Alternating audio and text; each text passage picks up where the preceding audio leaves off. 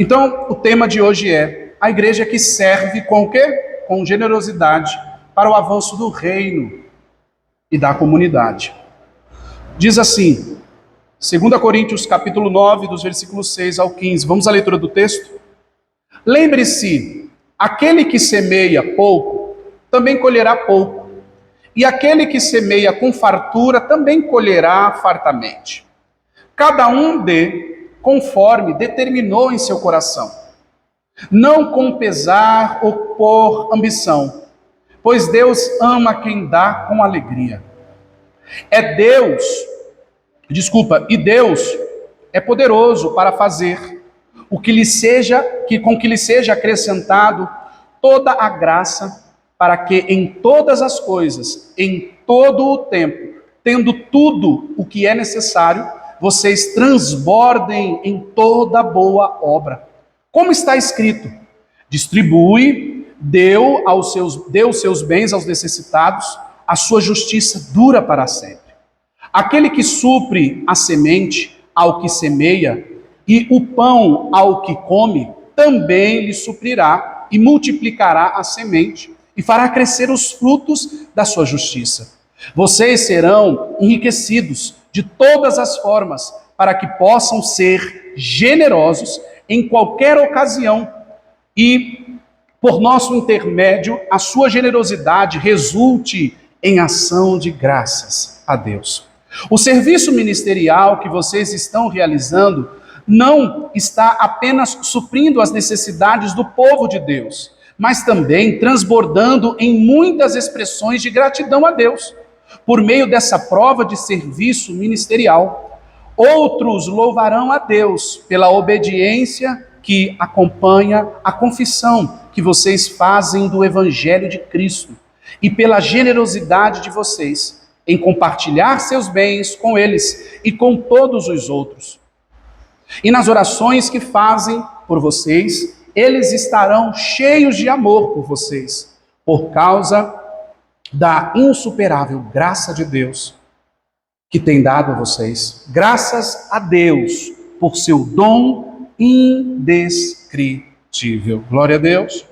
Até aqui a leitura do nosso texto. Deixa eu te antenar do que estava acontecendo. O apóstolo Paulo estava incentivando a igreja de Corintos a contribuir com as demais igrejas e a contribuir com as suas finanças aos necessitados, a quem pouco tinha, a quem nada tinha, e assim incentivando eles a compartilhar e incentivando eles a serem generosos, porque era assim que as igrejas na época se sustentavam. Eles se reuniam, uma igreja mais abastada ajudava aquela igreja que pouco tinha, aquela igreja que nada tinha, e assim eles faziam entre eles. E assim o reino de Deus ia avançando, o reino de Deus ia prosperando no mundo, ou seja, mais pessoas iam conhecendo o Evangelho.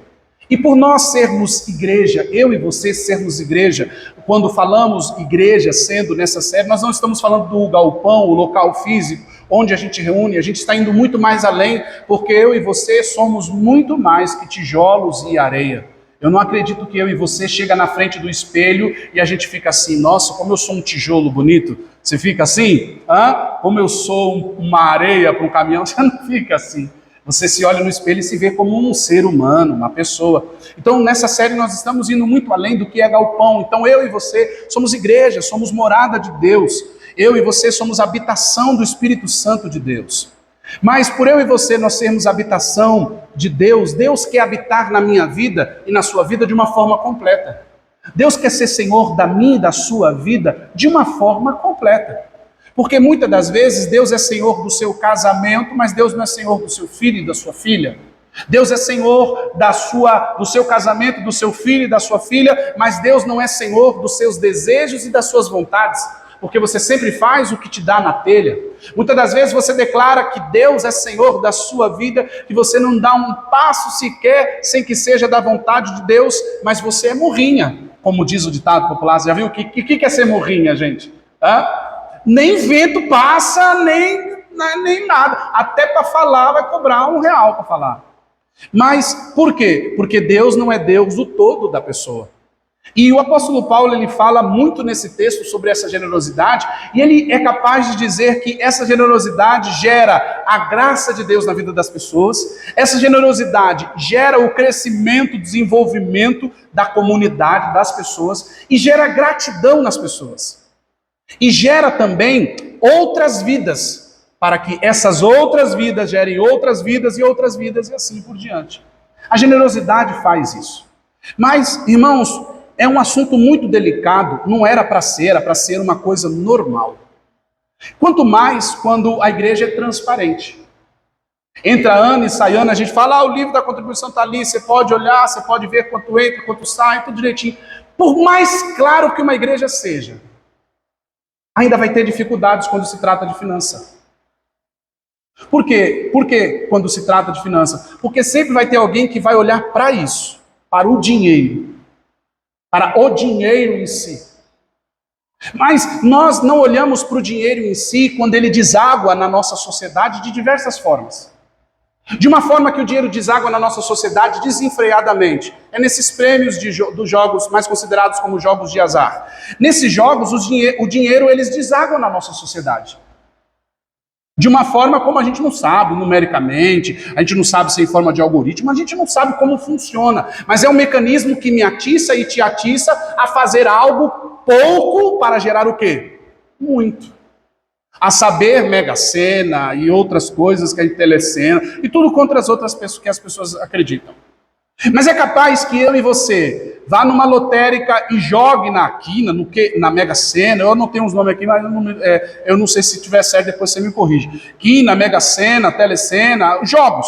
Aí é capaz que eu e você saia da lotérica, onde faz esses jogos, e ainda faça 5 bilhetes, ó. O Senhor me abençoe, Deus. E aí a gente vai viver a nossa vida. Porque a gente quer que Deus abençoe e nos dê aquele dinheiro. Mas a Bíblia fala sobre isso? Sim, a Bíblia fala que aquele que quer ficar rico, ele vai cair em desgraça. Ó, é muito sério isso. Aquele que quer ficar rico a todo custo, a palavra do Senhor diz que ele vai cair, desculpe o peso da palavra, mas é o que diz, em desgraça. Mas o dinheiro não é o problema, porque quando a gente fala sobre isso, as pessoas já falam, tá vendo? Por isso que os ricos têm que morrer. Por isso que, ou então os ricos falam, por isso que não pode ter pobre. Aí fica essa briga de poder e a sociedade não se entende disso. Mas tratando biblicamente do que a Bíblia diz, a Bíblia não diz nada sobre isso. A Bíblia fala sobre sermos generosos, compartilharmos, termos nosso coração aberto a isso. Mas muitas das vezes, irmãos, não vai importar a transparência. O que vai estar importando é o coração. Por mais transparente que seja uma igreja, por mais transparente que sejam as finanças dela, o que vai tratar é o coração de cada um.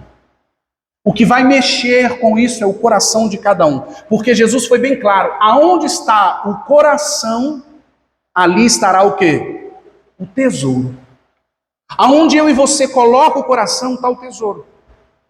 Aonde eu e você coloca toda a nossa força, ali Jesus fala, ó, é aí que está o teu tesouro.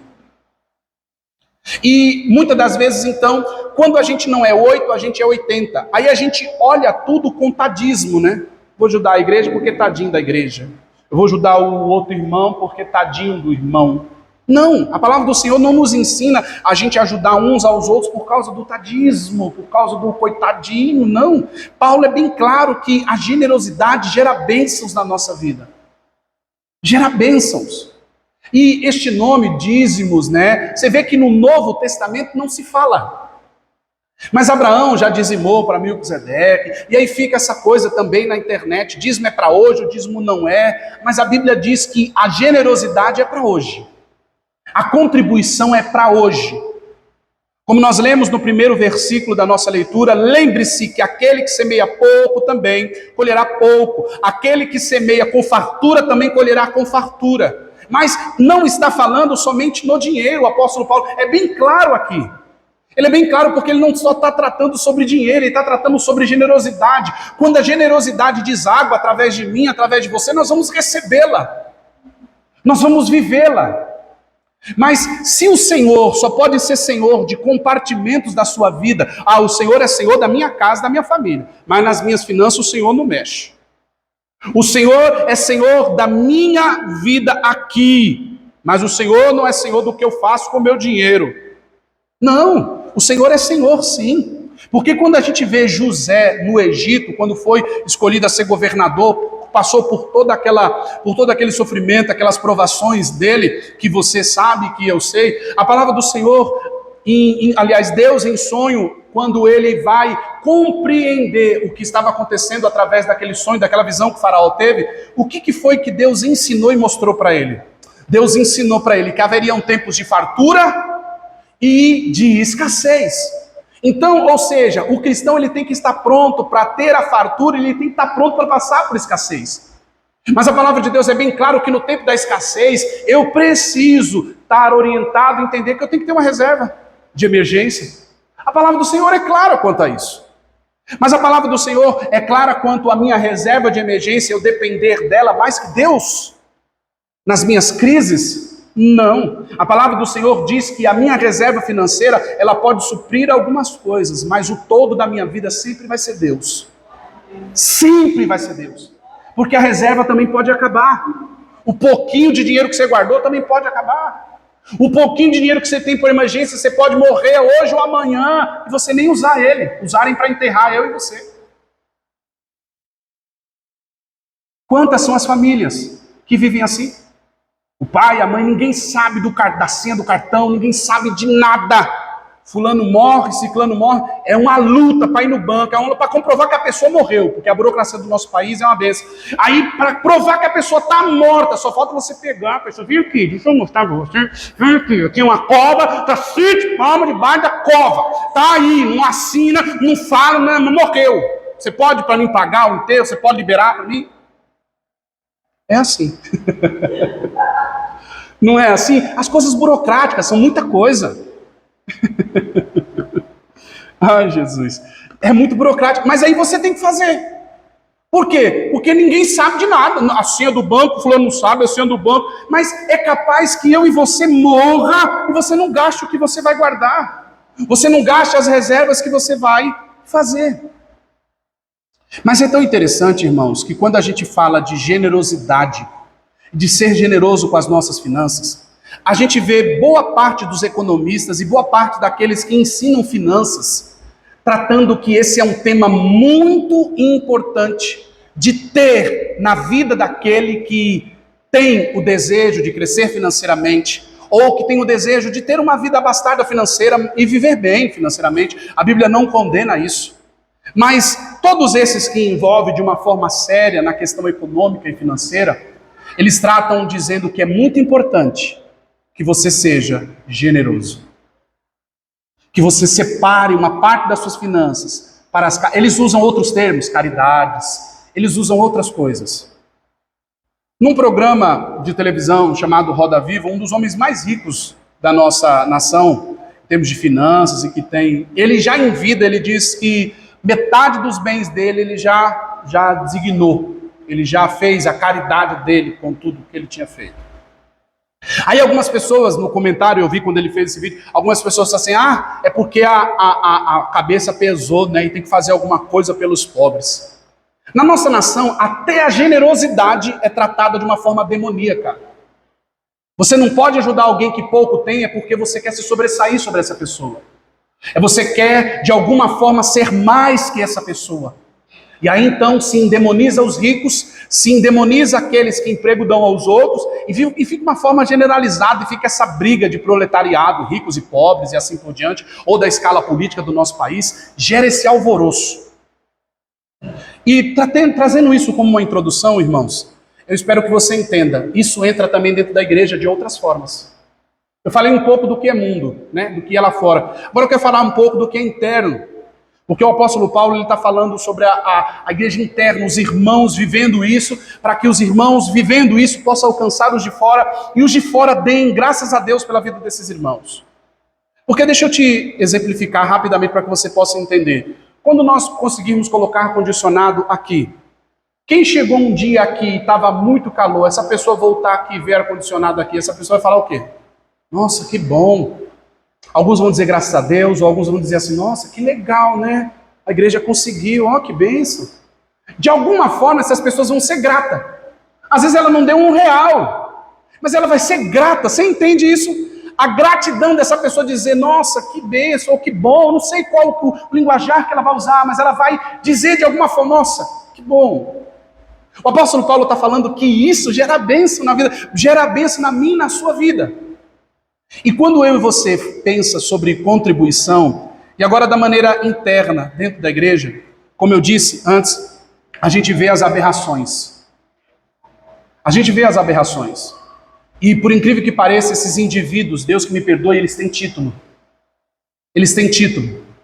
E não tem nada a ver, alguns acham que não tem. Mas eu acho muito desconexo essa questão de uma liderança da igreja viver arregaladamente os irmãos na míngua. Está estranho isso.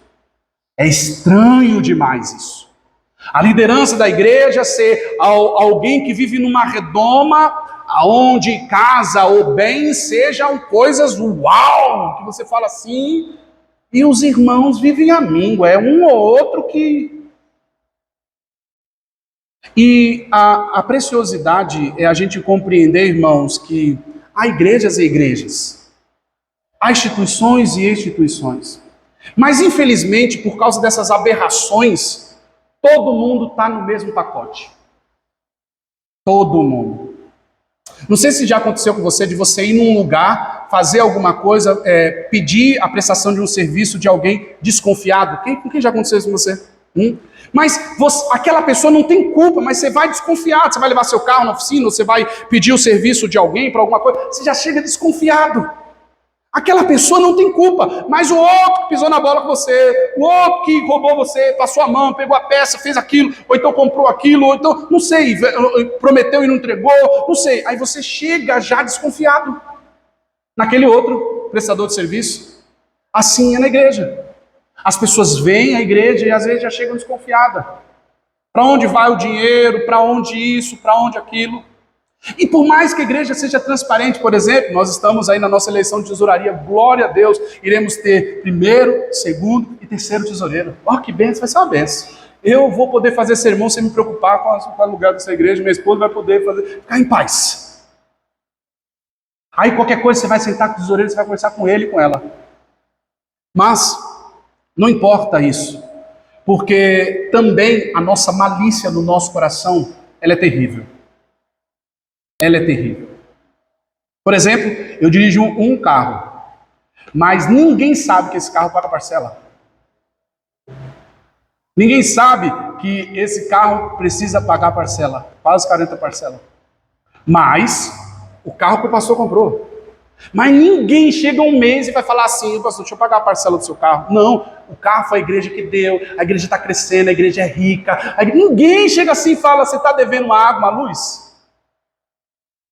Não, entende? Quem está compreendendo? Por causa do quê? Por causa da generalização. Então, nunca vai ser por causa da igreja ser transparente. Eu confesso para vocês, irmãos, eu já tirei esse peso de mim. Já tirei. Porque muitas das vezes eu ficava muito preocupado com tudo. Agora eu confesso que eu já tirei esse peso. Sabe por quê? Porque a internet afaga o meu coração. Entra um bonitão lá, o cabelo todo, ele desce do helicóptero, ó. Entra na Ferrari dele, para na porta de uma igreja, e entra, e tudo está sendo filmado, e as pessoas aclamam o líder religioso. Aclama. Segue. Aí vem o outro. Como é que é? Não é ovelha de Jesus, é ovelha dele, é ovelha dela. Pratica a generosidade de uma forma onde o que a mão direita fez, a esquerda vê e tudo acontece. Aonde eu posso alcançar você pelo que eu faço. Então, se eu faço algo generoso, eu alcanço a sua generosidade. Mas a Bíblia não diz isso, porque a Bíblia diz para a gente não dar nem por ambição, nem por interesse. Tem que ser realmente você, a oferta. Quando você ofertar, você tem que vir junto. Eu sei que você não vai caber no gasofilácio, eu sei que você não vai caber no alforge, mas quando você ofertar, quando você dizimar, é para você vir junto, porque isso é vida, isso gera vida. Isso gera vida, gera pessoas para o reino. gera pessoas para o reino, gera bênçãos para a sua vida. Mas não, as aberrações que a gente vê é terríveis. Mas eu confesso, de novo, irmãos, já tirei esse peso de mim. Já tirei. Porque assim, mas por que você não dirige uma Ferrari? Não, irmão. Não. É porque as finanças da igreja é clara, nossa vida é clara, mas mesmo assim, vai ter alguém para criticar, para falar. Por quê? Por causa do todo. Por causa de um todo que a gente vê. Que a gente vê. Igrejas, aliás, líderes religiosos, donos da igreja, brigando por um nome, brigando por coisas que você já sabe. Você já sabe. Só que o interessante, irmãos, é ver a igreja assim. É ver a igreja não sabendo decifrar isso. As pessoas sendo enganadas dia após dia. Enganadas. As pessoas ficam na internet dizendo Pix para isso, Pix para aquilo. Eu vou revelar isso, eu vou revelar aquilo. E as pessoas estão fazendo. Isso é interessante. Você encontra pessoa de 10 anos de igreja, e a pessoa diz, eu tenho 14 anos de igreja, eu vou fazer esse Pix porque eu tenho fé que a revelação que você vai trazer é de Deus. Em contrapartida, nós temos irmãos e irmãs que defendem. Uma certa vez eu vi um irmão defendendo a igreja que congrega. Foi tão maravilhoso ver o comentário do irmão dizendo a respeito dos charlatões que tem, o irmão defendendo nós como igreja e como nós tratamos a finança da nossa igreja. Foi maravilhoso ver aquilo. Mas diante disso, irmãos, o todo sempre vai querer atrapalhar aqueles que vivem uma vida séria, financeiramente ou generosamente como igreja. Como o quê? Como igreja. E vamos ao texto então. Te expliquei um pouco dos dois, né? Vamos ao texto. Lembre-se que aquele que semeia pouco também colherá o quê, irmãos? Pouco. Aquele que semeia com fartura também colherá fartamente. Mas eu não posso só me ater a isso aqui que o apóstolo Paulo está falando. Não, mas se você voltar alguns capítulos depois, o apóstolo está falando de uma vida de generosidade. Não é só na minha e na sua finança. Porque se você dizimar ou se você ofertar, não importa se o seu dízimo é 10 ou 20 ou 30%. O que importa é se você vem junto. Porque a dízima, se tratando do Novo Testamento em diante, não é mais questão de 10%, é a questão se você está junto. Porque as ofertas no passado representavam pessoas. Então a pessoa ia, trazia um cordeiro sem defeito, uma pombinha, uma rolinha, um pássaro e trazia lá e não podia ter defeito. Mas aquilo era a expressão da vida dela. Aí logo depois a gente vê Abraão, Deus pedindo o próprio filho para Abraão. Você acha que Deus queria o filho de Abraão? Não. Deus queria ver aonde estava o coração de Abraão. Na minha e nas suas finanças, irmãos, Deus tem que ser prioridade. Aí você pensa, eu tenho que dar meu dinheiro. Não, irmão, se você pensa assim, seu coração precisa se curar da malícia. Seu coração precisa se curar urgente da malícia. Para que você seja abençoado generosamente por Deus. Porque a bênção do pouco ou do muito, você pode colher diante de Deus. Lembre-se, aquele que semeia pouco também colherá pouco, aquele que semeia com fartura também colherá fartamente. Aí ele diz, olha, cada um dê conforme determinou no seu coração. É algo de coração, é algo verdadeiro. Mas o coração não é enganoso. Mas o apóstolo Paulo está falando, aquilo que você colocou na cabeça é o que você vem a dar. Mas por quê? Vamos lá. Cada um conforme o que determinou no seu coração. Não com pesar ou por ambição, pois Deus ama quem dá com o quê?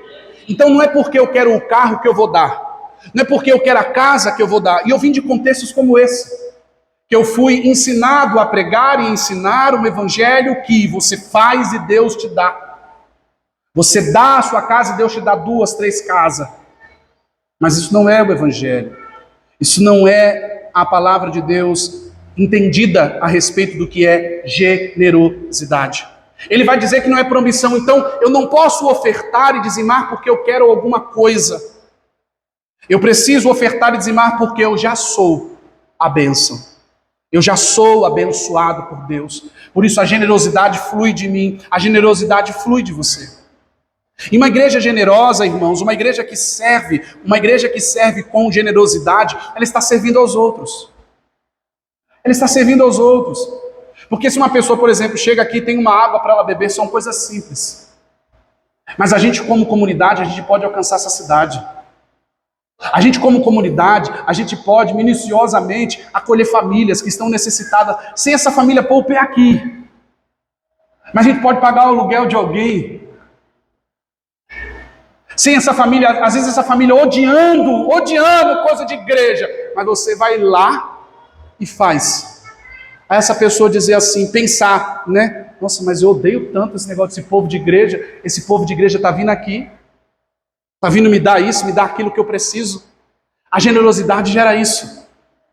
E nós queremos ser uma igreja que alcance pessoas, não só nas atitudes, mas que a gente prove com as nossas atitudes.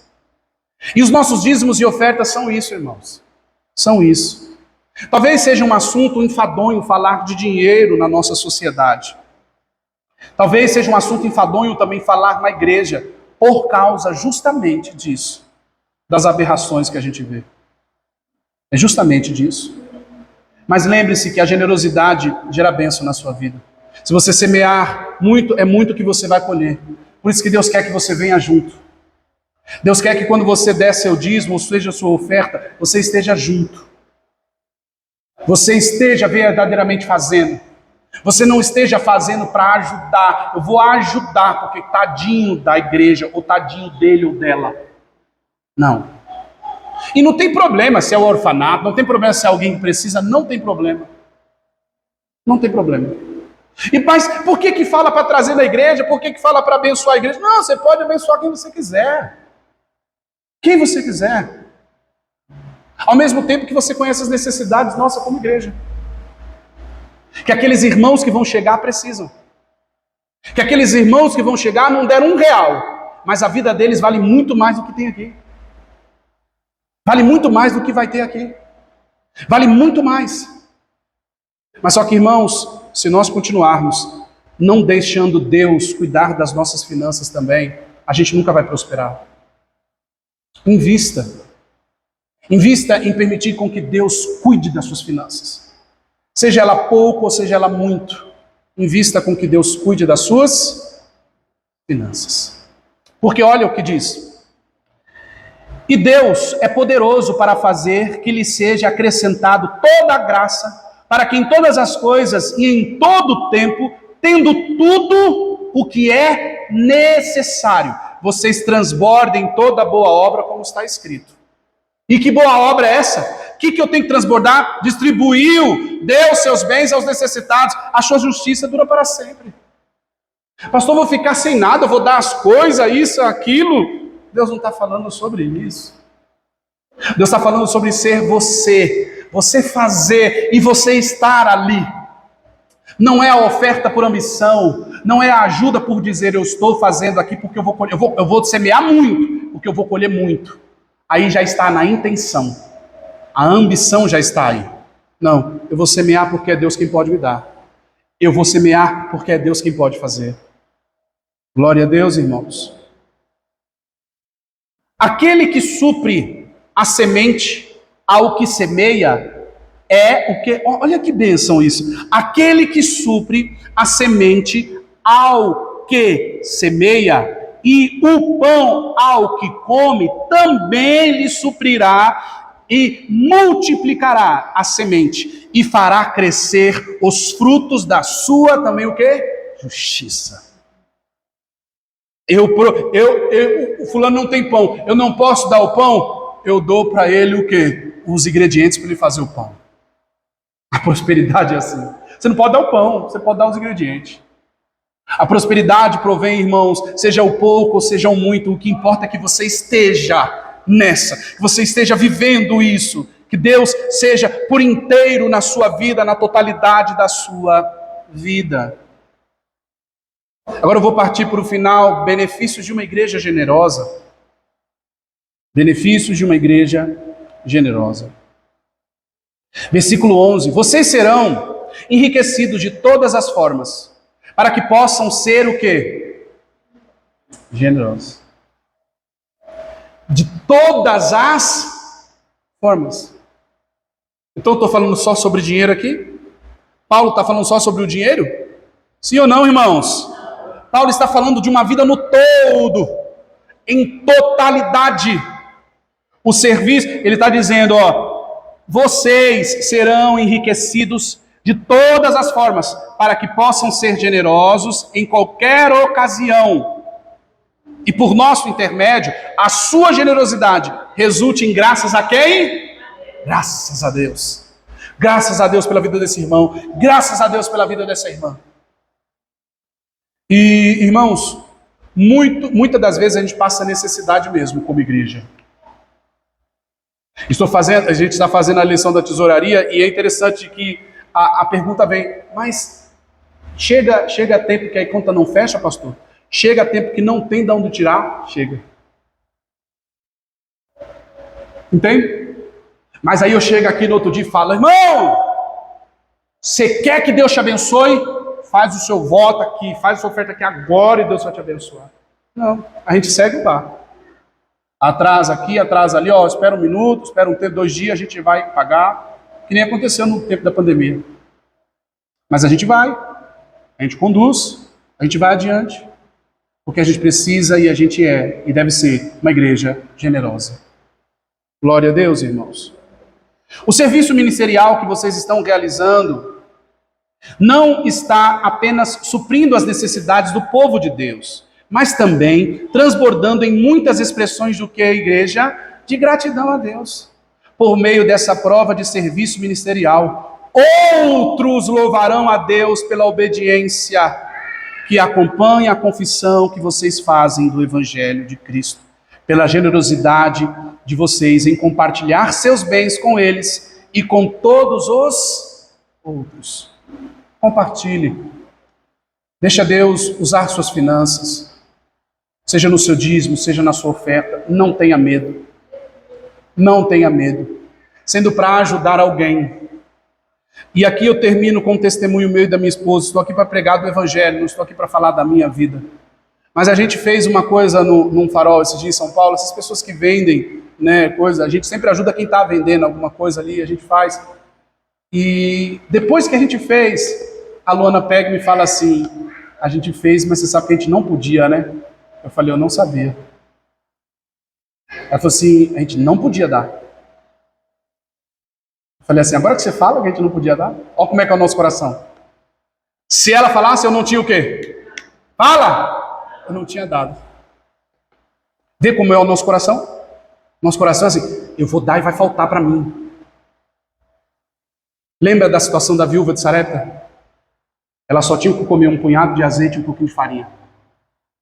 O profeta falou, faz primeiro para mim. Mas espera aí, eu tenho meu filho para comer, vai eu e ele comer e vai morrer a gente. E faz primeiro para mim, depois você vai para você. Irmãos, o profeta ali representa o próprio Deus. Às vezes Deus vai pedir para aparentemente deixar você sem, mas Ele vai multiplicar na sua vida. Aí, enfim, ela fez, eu falei, meu Deus, e agora, né? O coração fica... Irmão, no outro dia, a gente foi olhar a conta das igrejas para poder pagar as coisas, tinha 30 ou 40 vezes mais. E aquele atraso que seria de 4, de 5 dias para os aluguéis, Deus supriu tudo. E a gente deu sem poder dar. Você entende? Porque para mim estava dando porque tinha. Não, mas ela deu e ia faltar. Ela deu e ia faltar. Mas o meu coração na hora, estou contando de uma para você. Sou um ser humano normal como você. A gente vive isso. Mas deixa Deus cuidar das suas finanças. Deixa Deus cuidar. Seja generoso. Seja pouco, seja muito. Não tenha medo. Não tenha medo. Eu digo como prova viva minha. Eu digo como prova viva sua. Glória a Deus, irmãos. Fique de pé no seu lugar.